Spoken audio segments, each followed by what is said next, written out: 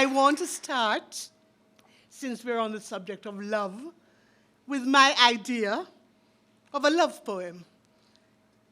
I wondered about the MBE, because I thought, I've said so many terrible things about the English influence through the world and what they have done to people. I have written cheeky poems about the Queen. I'm sure they wouldn't give me an MBE. And they did. My goodness. Love song. If I had a machete, I would, like all my family, plant us a garden.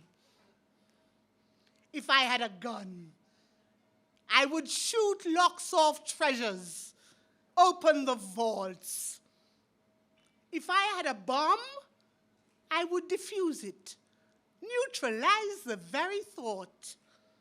If I had power, I'd rule it, to free all our passage from the start. But if I had you, darling, I would be overwhelmed.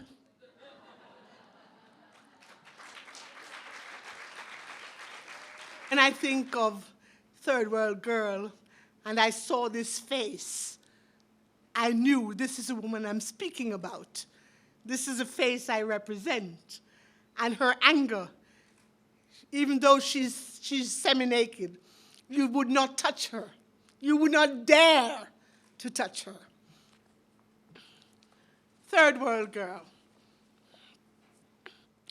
I'm a third world girl, uncut diamond, unfound pearl, wakened from my dreaming far too early for my years, filled with stories yet untold, young, unknowing, born too old.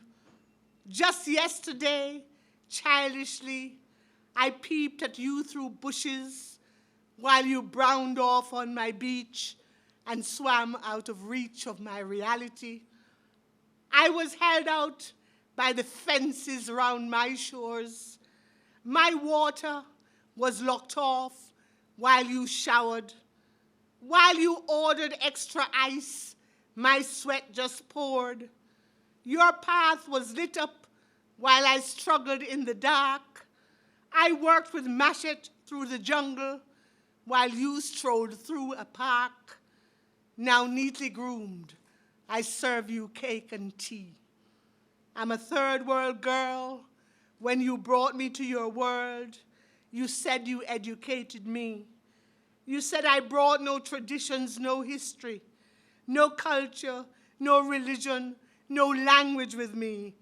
You admitted I could sing and dance, but without logic, so you couldn't take the chance to empower me with managing the money. You wanted me to stay the child, wide-eyed and sometimes wild, but always weak emotionally. I'm a third world girl. You can't love me 'cause you own me, 'cause your dollar buys my story, and my paradise is merely your hotel. I'm a third world girl caught in economic hell 'cause you've stolen all my treasures to build your ivory towers where I am now housekeeper and my man is in your cell. All you know is that I clean so well. And if you notice how my bosom swells, I'll be a whore with pleasures I could sell. No, please don't touch me. Don't be tender. Can't you see I daren't surrender without the sureness of equality? We kissed on Star Trek for the first time on the screen. Had to be under alien spell to get it seen. Our men, your women, made themselves a pleasant scene. But I remain the hairy jungle queen, unless I shave and straighten on the catwalk, tall and thin. This third world girl has grown to woman, proud in shape and hair and skin. She's not seeking your attention, but if conversation should begin, drop your guilt trip in the nearest bin. I'm a third world girl, born to the land where your flag's unfurled, Empire's over, but the rape's been done, and the blood has been my story, or meeting needs to face our history.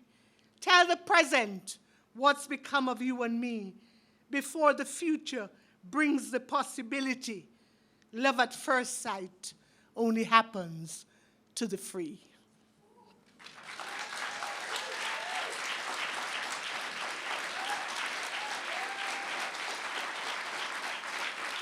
It's been an interesting journey. I came here in 1985 at the invitation of Linton Kwesi Johnson, and it was for the International Book Fair of Third World Black and Radical Books, which was held every year in London at that time.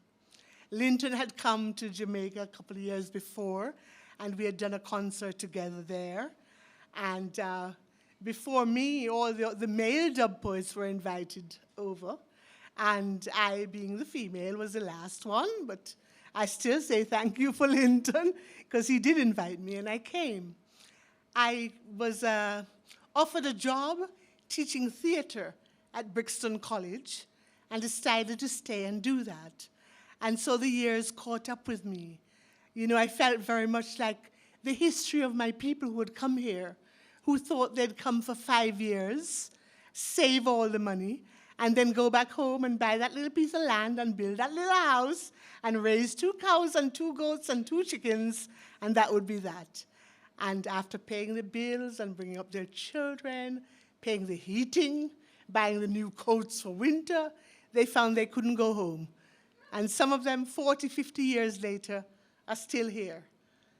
And while I came and I traveled all the great cities of Europe, and I was taken to visit their museums, and I saw all the treasures of third world peoples in those museums, and I wrote this. She walks blood river's course, following a rainbow track, through the valley of memories, where roosters' heads are wrung for crowing, past plains of poppies springing up like heroes, retired officers and ladies decked out on their plunder. She walks with images of jungle killings, flinty arrows facing bombs, emerging from the breaking of her waters, a turning tide in moon-touched colors. And that turning tide, after 20-odd years, nearly 30 years, has turned me once again to Jamaica. This was largely due to illness. I got very ill here and decided to return home. And now, instead of walking through museums, this is where I am. Round a rocky corner by the sea, seat upon a driftwood, you can find she, gazing across the waters, a stick in her hand, trying to trace a future in the sand.